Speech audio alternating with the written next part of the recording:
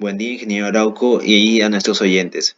En esta oportunidad, el equipo conformado por Alarcón Rafael, de la Rivera Gabriel y quien les habla Razo Jesús, les estará exponiendo el primer trabajo de investigación de título Diseño, implementación y programación del microcomputador con los procesadores 8085 y 8086. Como punto de partida, recordaremos brevemente cómo ha sido la evolución de las computadoras a lo largo de la historia, ya que esto nos ayuda a entender el contexto y la importancia de los microprocesadores en el desarrollo tecnológico. Entrando al capítulo 1, las 5 generaciones de computadoras. En la era tecnológica, el desarrollo de las computadoras se ha dividido en 5 generaciones. A continuación, describiré cada una con sus principales características. Primera generación de 1940 a 1956 tuvo la presencia de los tubos de vacío, el alto consumo de energía y generación de calor, y el uso de tarjetas perforadas y lenguaje de máquina. Entre sus representantes están ENIAC en 1946 y EDVAC en 1949. En la segunda generación de 1956 a 1973, introdujeron los transistores, hubo un menor tamaño y mayor eficiencia energética. Entre sus representantes están el IBM 1401 en 1956. En la tercera generación constó con la implementación de los circuitos integrados, hubo una mayor velocidad, la aparición de la memoria virtual y multiprogramación. Con sus representantes están el IBM 360 en 1974. En la cuarta generación de 1971 hasta la actualidad, tiene la aparición de los microprocesadores, el desarrollo de PCs y redes como Internet. Aquí destacaron los modelos como el Micral N en 1973 y el Longhorn One en 1981. En la quinta generación de la actualidad hacia el futuro, está enfocado en la inteligencia artificial, la computación cuántica y Big Data. Las computadoras ahora no solo procesan información, sino que también aprenden, analizan y predicen. Continuando con la exposición, entraremos al capítulo 2, de nombre Hojas técnicas de microprocesadores. Ahora pasaremos a revisar las características técnicas de los principales microprocesadores que marcaron el inicio de esta revolución en la computación. Comenzando con el microprocesador 8080. Contó con la frecuencia de 2 MHz, la arquitectura de 8 bits, memoria adicional de 64 KB. Su uso fue para los primeros sistemas embebidos. Aquí podemos apreciar su diagrama de bloques y el funcionamiento básico del bus de datos, ALU y registros internos. Aquí se puede apreciar los pines y su circuito interno. Como segundo punto estaría el microprocesador 8085, con una frecuencia entre 3 a 6 MHz. Es la mejora del 8080 con un menor consumo energético. Entre sus componentes clave están el ALU, los registros temporales, flags y el controlador de interrupciones. Un punto clave fue la mejora en el control de interrupciones y la integración del controlador de comunicaciones en serie. Como tercer punto, aquí se puede ver los pines y el circuito interno. Continuando estaría el microprocesador 8086 con una frecuencia de entre 5 a 10 MHz, arquitectura de 16 bits, memoria adicional de 1 MB, la base de arquitectura de 86. Aquí se introdujo el concepto de segmentación y uso de registros de propósito general más complejo. De igual manera, aquí están los pines y su circuito interno. Ahora con el procesador 8088. Al igual que el 8086, pero con una mejora del bus de datos de 8 bits. Su uso destacado fue para la primera IBM PC. Este fue uno de los microprocesadores más influyentes por su integración en las primeras computadoras personales. De igual manera sus pines y su circuito interno. Ahora con los microprocesadores 80-186 y 80-188. Tuvo la frecuencia de entre 6 a 10 MHz. Su uso principal fue para los sistemas embebidos. Incluyeron temporizadores, generadores de reloj y más señales de interrupción. Aquí comienza a notarse una mayor integración de funciones dentro del chip. Aquí se puede apreciar los microprocesadores y el circuito interno. Con esto explicado, le doy el pase a mi compañero Alarcón. Gracias.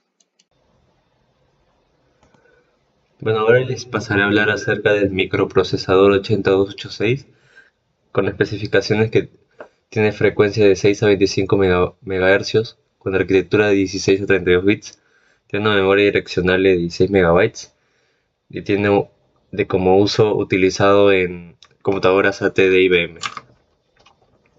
El diagrama de bloques, como más importante tenemos el status, que va a ser el estado del microprocesador indicando su condición actual. Del SO al el S1 son las señales de estado del microprocesador.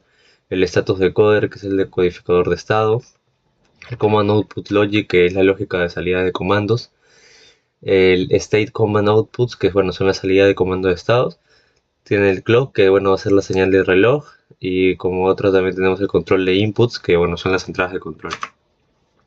Los pines del microprocesador 8286 tiene una cantidad de pines de 68 pines. Tiene un tiempo encapsulado PGA, tiene su dirección de que son de 24 bits. Las líneas de datos son 16 de bits. Como pines importantes, del A0 al A23 tenemos las líneas de dirección. Del D0 al D15 son las líneas de datos. Y bueno, el clock es la señal de reloj. Y el reset es el reinicio del microprocesador, ¿no? Este sería el circuito interno del 8286. El microprocesador 8386 tiene especificaciones que tienen la frecuencia de 12 a 40 MHz, arquitectura de 36 bits, memoria direccional de 4 GB y bueno, fue usado en la primera CPU completamente de 32 bits. Diagrama de bloques. Tiene el Effective Address Bus, que va a ser el bus que lleva direcciones efectivas. El 3 Input Adder, que es el sumador con 3 entradas. El Paging Unit, que es la unidad que maneja la paginación de memoria virtual. El Adder, que es el sumador. El Page Cache, que es el caché de páginas. Y como último el Bus Control, que es el control de bus. Bueno, este sería los pines del microprocesador 8386 con una cantidad de 132 pines. Una mejora clave fue el acceso a memoria plana de 4 GB gracias a 32 bits de dirección. Fue encapsulado en PGA con líneas de datos de 32 bits. El microprocesador 8486 con especificaciones de frecuencia de 20 a 100 MHz, una arquitectura de 32 bits, una integración es la unidad de punto flotante y caché en el chip. Fue usado, mejora de rendimiento con respecto al 386 con una base para los primeros sistemas operativos con gráficos avanzados. Diagrama de bloques. Bueno, este diagrama de bloque tiene como característica el 32-bit data bus, que va a ser un bus que transfiere datos de 32 bits a la vez. También tenemos el linear address 32 bits con dirección lineal de 32 bits. El barrel shifter, que va a ser la unidad de corrimiento de bits, el register file, el archivo de registros. El segmentation unit, que es la unidad de segmentación. El descriptor register, que va a ser registro de descriptores. También tenemos el ranging unit, que es la unidad de rango. El physical address, que es la dirección física. Y cache unit, que es la unidad de caché. Ese sería el circuito interno de 8486. Tenemos el microprocesador Pentium con especificaciones de frecuencia de 60 a 300 MHz. Tenemos la arquitectura de 32 bits, un número de transistores de 3.1 millones, una memoria de caché de L1 de 16 kilobytes. Y bueno, pasamos al diagrama de bloques. Tenemos el control, que es la unidad cargada de controlar las operaciones del microprocesador. El branch target buffer, que es el buffer de destino de saltos. Tenemos el 256, que es la cantidad específica de algún recurso. Tenemos el instruction pointer, que es el puntero de instrucciones, y el prefetch buffers, que es el buffers de precarga. Los pines del microprocesador Pentium tiene 273 pines con un socket 4, luego pasó al socket 5 7 avos. Tenemos el bus de datos de 64 bits y el bus de direcciones de 32 bits. Ahora pasamos al microprocesador Pentium 2 con especificaciones que tienen una frecuencia de 233 a 450 MHz con un número de transistores de 7.5 millones, una memoria de caché de L2 de 512 KB. Como características tenemos la introducción de la tecnología MMX para mejorar el procesamiento de multimedia, y como otro tenemos un mejor rendimiento gráfico en aplicaciones de audio y video. Diagrama de bloques. Tenemos como característica el Thermal Sensor, que es el sensor térmico que monitorea la temperatura del procesador. El Pentium 2 Processor, va a ser el mismo procesador Pentium 2. Va a tener el System Bus, que va a ser el bus del sistema que conecta el procesador con otros componentes del sistema. Bueno, tenemos también el DRAM o Dynamic Random Access Memory, que va a ser la memoria de acceso aleatoria dinámica. Ese sería los pines del microprocesador Pentium 2, que va a tener 242 contactos, el bus de datos de 64 bits, un caché L2 que va a ser la externa, pero en módulo. Ese sería el circuito interno del Pentium 2. Pasamos al Pentium 3, con especificaciones que tenía una frecuencia de 450 MHz a 1.4 GHz. El número de transistores de 9.5 millones, memoria caché de L2 de 256 KB o 512 KB.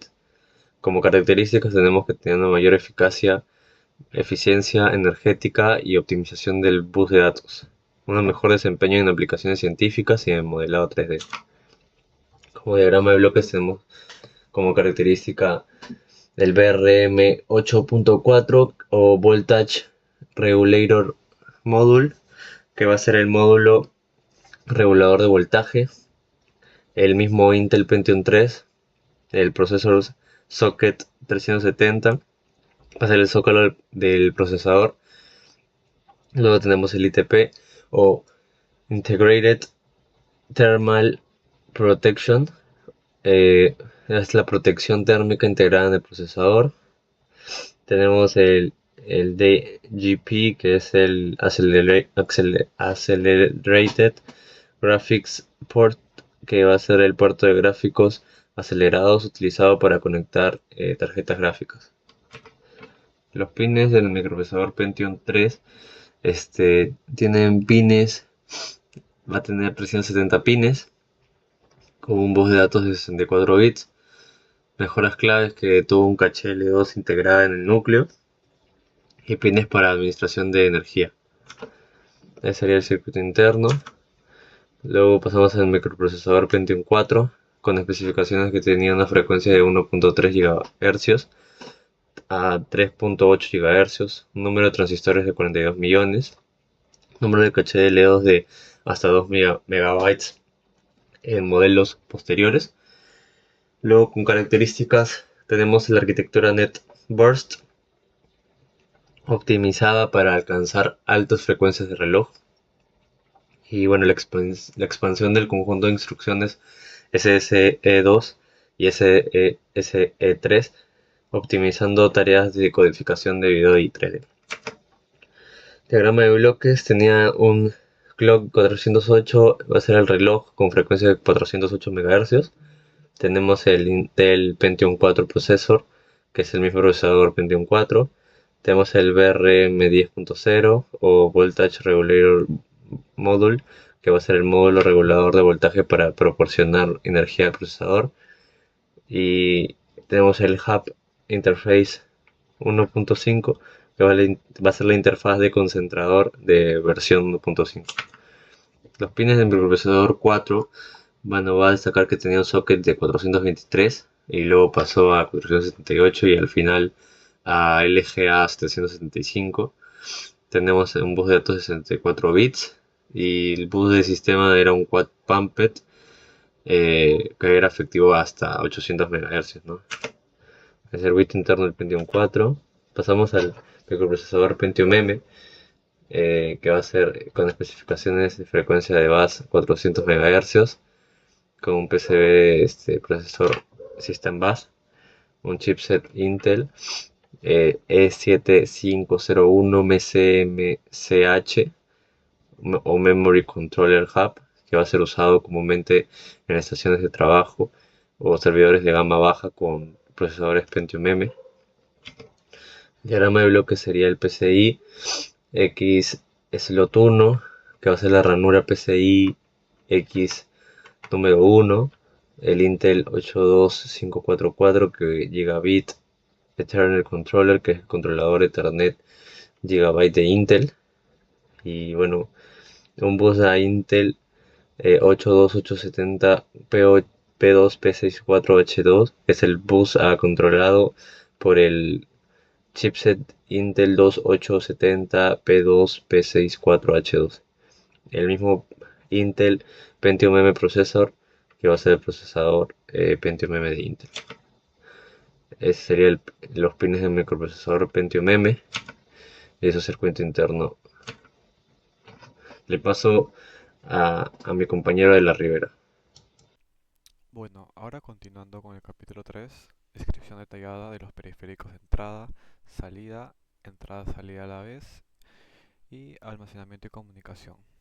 Bueno, los periféricos son tanto las unidades o dispositivos que permiten la comunicación del ordenador con el mundo exterior, como los sistemas que almacenan o archivan información, actuando como una memoria auxiliar de la memoria principal.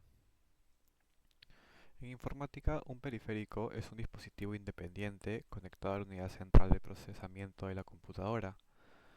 El conjunto de dispositivos que, sin ser parte del núcleo esencial de la computadora compuesto por la CPU y la memoria central, permite realizar operaciones de entrada-salida en apoyo al proceso de datos realizados por la CPU.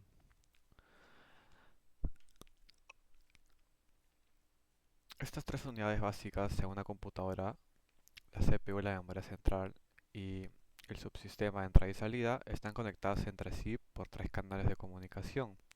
Tenemos direcciones, control y datos. Comencemos con los periféricos de entrada, donde tenemos al teclado. Uno de los principales son el teclado, el mouse y el escáner digital. El teclado es un dispositivo de entrada que permite ingresar órdenes y o datos a la computadora o dispositivo digital. Se conecta al computador mediante un puerto serial USB. Está compuesto por un conjunto de teclas similares a las de una máquina de escribir, donde cada tecla representa uno o varios caracteres, fusiones u órdenes. Bueno, dentro del componente de los teclados tenemos al bloqueo de funciones, que contiene las letras F1 al F12, bloqueo alfanumérico, bloqueo especial, bloqueo de numérico, etcétera. Bueno, a todo esto el teclado se creó por primera vez estándar en 1873 y principalmente en la lengua inglés. Bueno, ahora seguimos con el mouse. El mouse es un dispositivo de entrada que se utiliza para introducir información gráfica o seleccionar coordenadas, tanto en X como Y en la pantalla. Dispone de uno o más botones con los que el usuario envía órdenes al computador relacionadas con el punto seleccionado en la pantalla. Bueno, dentro de la historia del mouse tenemos que su primera aparición fue en 1967 por Douglas Engelbart. Desarrolló el primer prototipo de mouse que consistía en dos engranajes para registrar las posiciones horizontales y verticales del cursor.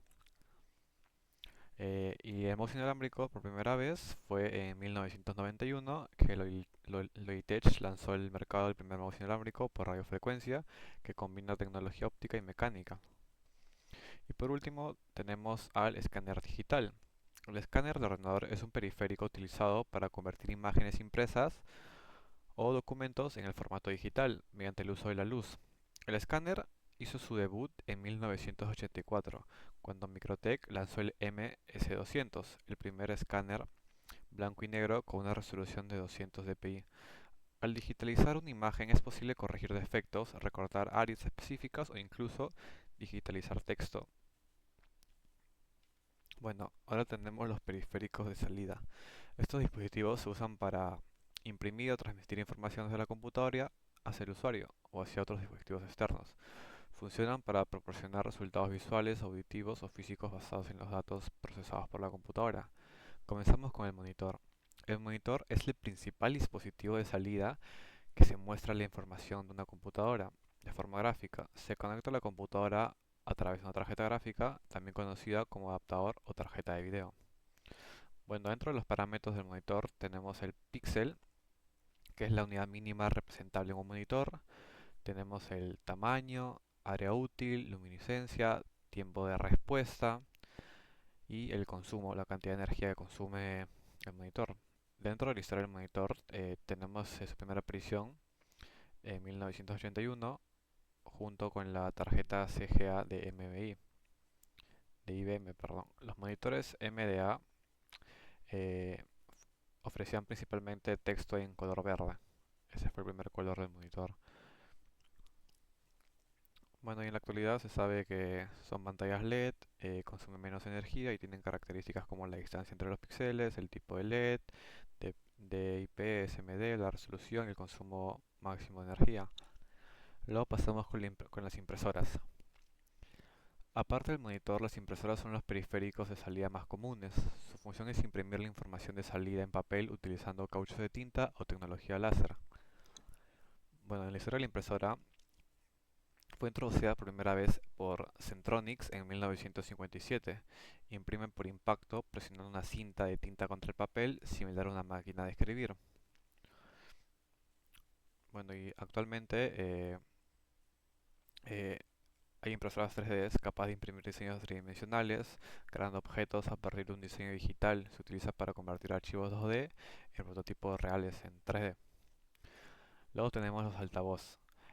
El altavoz es un transductor electroacústico utilizado para la reproducción de sonido. Su función principal es convertir señales eléctricas en ondas sonoras audibles. Un altavoz puede consistir en un solo dispositivo o varios altavoces, que forman un sistema de audio más complejo como una pantalla acústica. Dentro de los tipos de altavoces tenemos altavoces de rango completo, son altavoces diseñados para reproducir una amplia gama de frecuencias, desde graves hasta agudos.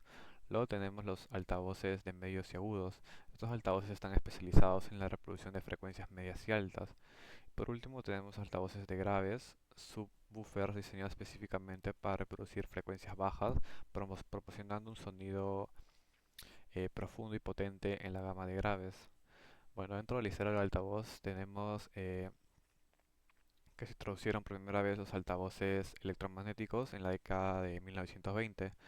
Se utilizaban en un campo magnético generado por una bobina de voz eléctrica que interactuaba con un imán permanente para producir sonido. Ahora entramos al capítulo 4, donde tocaremos temas como el computador TRS-80 modelo 100, Intel SDK 85, Siemens PC100, Toshiba T1200, HP 110 y el GridPad. Bueno, dentro de el computador TRS-80 Model 100 es una pionera en las computadoras portátiles multifuncionales. La TRS-80 modelo 100 cuenta con un teclado de tamaño completo con las teclas de navegación para el cursor y una pantalla de cristal líquido monocromática sin retroiluminación alimentada por 4 pilas AA. Puede operar hasta por 20 horas y conservar la memoria por un máximo de 30 días. Originalmente fabricada por Kyocera en Japón, Tandy Corporation adquirió los derechos de la máquina y la comercializó a través de Radio Shack. Su sistema operativo basado en firmware ROM permite ejecutar al encenderse el mismo programa que estaba en el uso antes de apagarse. La ROM incluye diversas aplicaciones como el programa Terminal Telcom, el editor de texto TXT. Además, la TRS-80 incorpora un modem interno que le permite conectarse con otras computadoras, máquinas y unidades de disco, ya que se opera con el lenguaje de programación Microsoft Basic 80. Luego sigue la Intel SDK85. El kit de diseño de sistema SDK85 MS85 era un kit de microcomputadora de una placa única que contenía todos los componentes necesarios para completar su construcción. El kit disponía de una pantalla LED de 6 dígitos y un teclado de 24 teclas, lo que permite la inserción, análisis y ejecución directa de programas de usuario. También contaba con una interfaz de transitor serie para conectarse a un teletipo de bucle de corriente de 20 megamperios, utilizando los pines SID y SOT de la CPU para la comunicación bit a bit en serie. El estado en expansión también proporcionaba 22 líneas de S programables. En cuanto a la ROM, tenía una capacidad de 2 kilobytes ampliamente ampliable a 4 kilobytes mediante la adición de una 8755 EEPROM. Además, el zócalo de expansión permitía la incorporación de 16 líneas de entrada y salida programables, aumentando su versatilidad y funcionalidad. Ahora seguimos con el Siemens PC100. Fue un sistema industrial desarrollado por Siemens en la década de 1080, diseñado para aplicaciones industriales y de control. Este equipo formó parte de la evolución de sistemas embebidos y automatización, brindando soluciones eficientes para la gestión y supervisión de procesos en tiempo real. Entre sus principales características técnicas se encontraban un bus de direcciones de 16 bits que permitían direccionar hasta 64 kilobytes en memoria, un bus de datos de 8 bits y un sistema de interrupciones avanzado con un soporte TRAP, RST 7.5, RST 6.5 y RST 5.5. Gracias a su robustez y eficiencia en el procesamiento de datos, el Siemens PC100 fue ampliamente utilizado en entornos industriales. Sus aplicaciones más destacadas incluyeron la automatización de procesos industriales, el control de maquinaria y sistema de producción, y la implementación en sistemas SCADA, facilitando el monitoreo remoto y la supervisión de infraestructuras críticas. Ahora entramos a computadoras con microprocesadores 8086. Tenemos la Toshiba T1200. Fue una computadora portátil fabricada por Toshiba Corporation con una versión mejorada de la Toshiba T1100 Plus. Estaba equipada con 1 MB de RAM, de los cuales 384 kilobytes podían utilizarse para el LIM-EMS o como disco RAM. Una tarjeta gráfica CGA, una disquetera de 3.5 pulgadas con capacidad de 720 kilobytes y un disco duro de 20 megas. Además venía con el sistema operativo MS2 3.30 preinstalado, en cuanto a su memoria contaba con 256 bytes de RAM ampliables a 512 bytes mediante módulos de 8155 RAMs adicionales. También incluía 22 líneas de entrada y salida programables. Ahora vamos con la HP 110. La HP 110, también conocida como HP Portable y HP 45710, es una computadora portátil compatible con MS2 lanzada en 1984 por Hewlett Packard. Fue una de las primeras laptops en incluir un sistema operativo en ROM y funcionar con baterías. Permitía inclinar la pantalla LCD para mejorar la visibilidad y plegarla sobre el teclado para facilitar su transporte. Este equipo utiliza un procesador Harris 886 a 5.33 MHz y cuenta con 272 kilobytes de RAM. Su pantalla es de cristal líquido monocromática con una resolución de 80 caracteres por línea, 480 por 128 píxeles. Ejecuta MS2 2.11 directamente desde la ROM y viene con aplicaciones preinstaladas como Memo Marker, Terminal Emulator y Lotus 123. Por último tenemos a GridPad. La GridPad, diseñada por Grid, es considerada la primera tableta del mundo lanzada en 1989. Este dispositivo incorporaba el sistema operativo Microsoft MS2 3.3, lo que permitió un arranque casi instantáneo al encender el sistema, iniciando en solo unos segundos. El lápiz óptico era el método de intención La interacción principal, eliminando la necesidad de un teclado físico gracias a su teclado táctil en pantalla. No obstante, si el usuario lo prefería, podía conectar un teclado externo opcional a través de una conexión lateral. Ahora entramos al capítulo 5. Sistemas operativos, lenguajes de programación y aplicativos y base de datos de los microprocesadores 8085 hasta el microprocesador de la familia de los microprocesadores Pentium. Bueno, dentro de los sistemas operativos del microprocesador 8085, dado que el 8085 fue diseñado para aplicaciones específicas, muchos sistemas no requerían un sistema operativo completo, sino monitores de código ROM o sistemas operativos simples. Algunos de los sistemas operativos y entornos más usados fueron el Monitor ROM, el CPM, Control Program for Microcomputers, uno de los primeros sistemas operativos de disco diseñado para el 8080, pero compatible con el 8085. También tenemos al 285, sistema operativo similar al CPM, pero adaptado a configuraciones más sencillas con el 8085. También tenemos al Micros, un sistema operativo simple desarrollado para sistemas basados en el 8085. También tenemos al sistema operativos personalizados. Debido a las limitaciones que daba el 8085, muchos desarrolladores escribían sistemas operativos específicos para sus aplicaciones. Ahora tenemos sistemas operativos de microprocesadores Pentium. Tenemos a uno de los más conocidos, que es el Microsoft Windows, desde el Windows 95, 98 y ME. Estas versiones de Windows fueron utilizadas durante los años 90 y principios de 2000 en equipos personales con procesadores Pentium.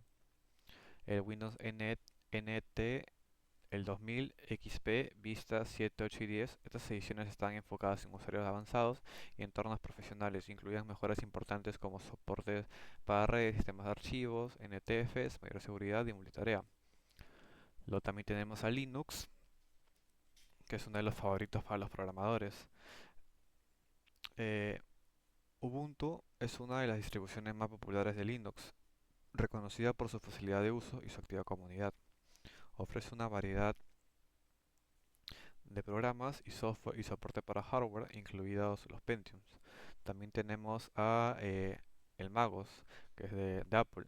Desde la versión 10.4, Apple comenzó a incorporar procesadores Intel, incluidos los Pentiums, en unas computadoras.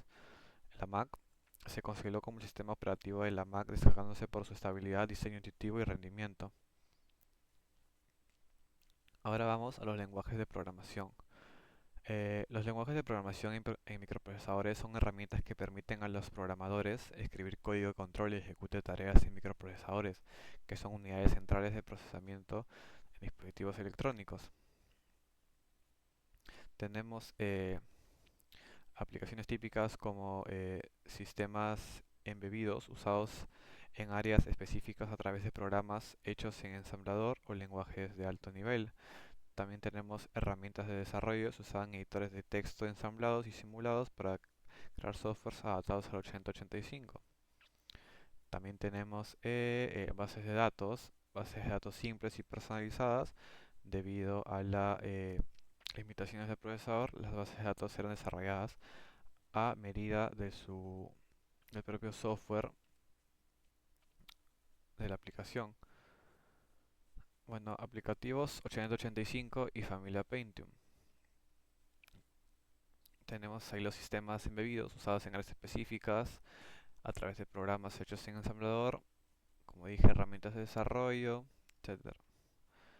Dentro de las bases de datos tenemos dentro del microprocesador 8085 eran bases de datos simples, y en microprocesadores Pentium sistemas de gestión de bases de datos relacionadas al RBDMS como MySQL, Oracle, SQL Server y PostgreSQL. Bueno, en el capítulo 6 tenemos emuladores y simuladores de los microprocesadores 8080 hasta la familia de los microprocesadores Pentium. Primero una definición de los emuladores, perdón. Un emulador es un software o hardware que permite que un sistema informático o dispositivo electrónico funcione como si fuera otro sistema. El emulador replica el comportamiento, las funciones y características del sistema original para que el sistema emulado pueda ejecutar software diseñado para el sistema original. En el Intel 8085 tenemos tres simuladores. Tenemos el SIM 8085, el GNU SIM 8085 y el GNU 8085 Simulator. Bueno, el GNU 8085 es un emulador de código abierto. El procesador Intel 8085 desarrollado como parte del proyecto GNU permite ejecutar y depurar programas escritos en lenguaje ensamblador. Para el 8085 en un entorno computacional moderno. Luego tenemos al SIM 8085, que es la GAM. Es un emulador de código abierto para el procesador Intel 8085. Es una herramienta útil para estudiantes, desarrolladores y entusiastas que desean aprender a desarrollar y depurar programas para el 8085 en un entorno simulado. Bueno, y por último tenemos a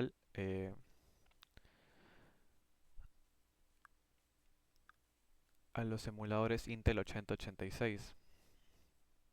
Dentro de estos tenemos al 8086 Online Emulator, al PCS-PIM simulador de código y el 8086 microprocesador emulator.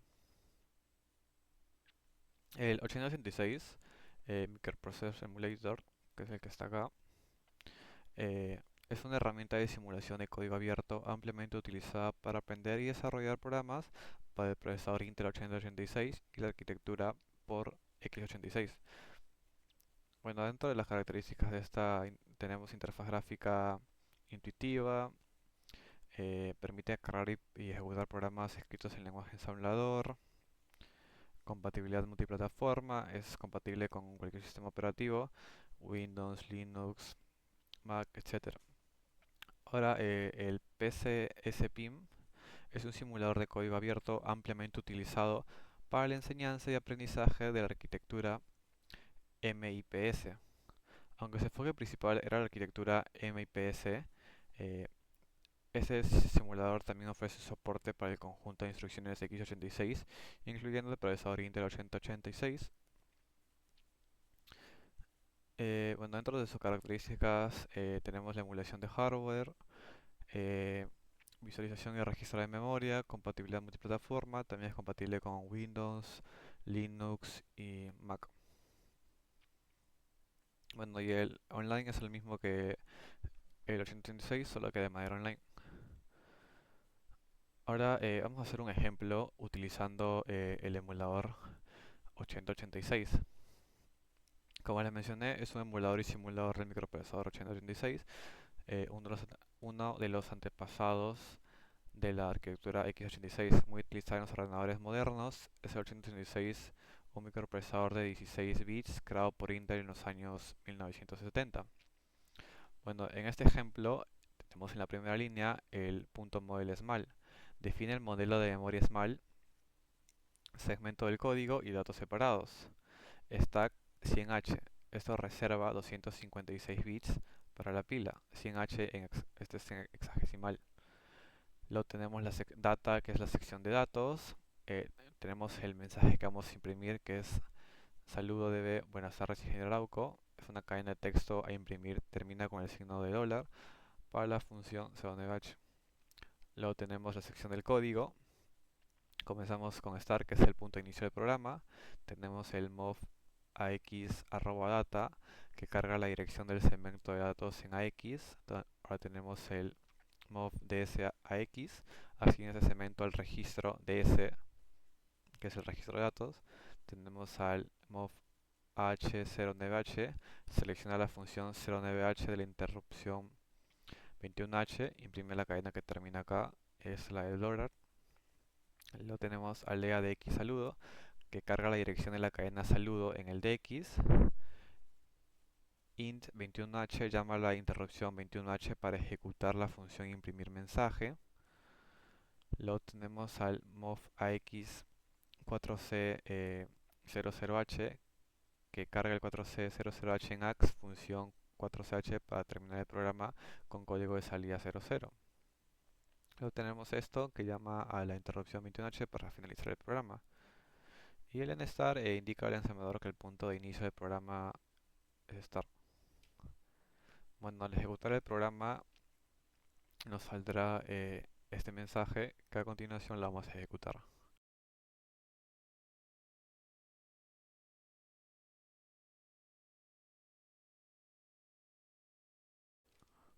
Bueno, eso sería todo. Muchas gracias.